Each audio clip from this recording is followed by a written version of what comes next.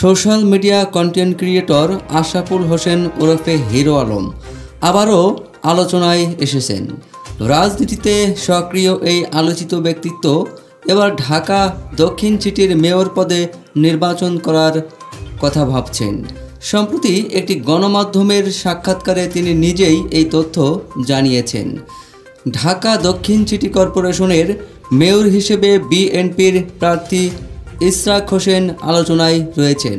ইশরাক হোসেনের বিরুদ্ধে নির্বাচন কতটা কঠিন হবে এমন প্রশ্নের জবাবে হিরো আলম বলেন, কোনো নির্বাচনই সহজ নয়। আমি আমার মতো কাজ করে যাচ্ছি, তবে সব কিছুই নির্ভর করে জনগণের ওপর। তিনি আরও বলেন, যদি জনগণ চায় তাহলে জাতীয় নির্বাচনেও অংশ নেব। আপাতত মেয়র নির্বাচন নিয়েই ভাবছি। অনেকে ফোন দিচ্ছেন, উৎসাহ দিচ্ছেন, আলোচনা চলছে। আমি মানুষের জন্য কাজ করার সুযোগ চাই। এর আগে হিরো আলম 2023 সালের 1 ফেব্রুয়ারি বগুড়া 4, কাহালু নন্দীগ্রাম ও বগুড়া 6 সদর আসনের উপনির্বাচনে প্রতিদ্বন্দ্বিতা করেন। বগুড়া 4 আসনে তিনি আওয়ামী লীগ সমর্থিত নৌকার প্রার্থী AKM রেজাউল করিম তানসেনের কাছে 834 ভোটে পরাজিত হন।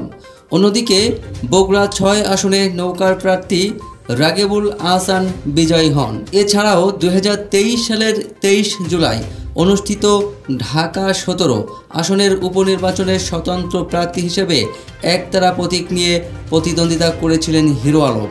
সেবার ভোট গ্রহণের দিন তার উপর হামলা হয় এবং পরে তিনি ভোট বাতিল চেয়ে নির্বাচন কমিশনে লিখিত অভিযোগও দেন।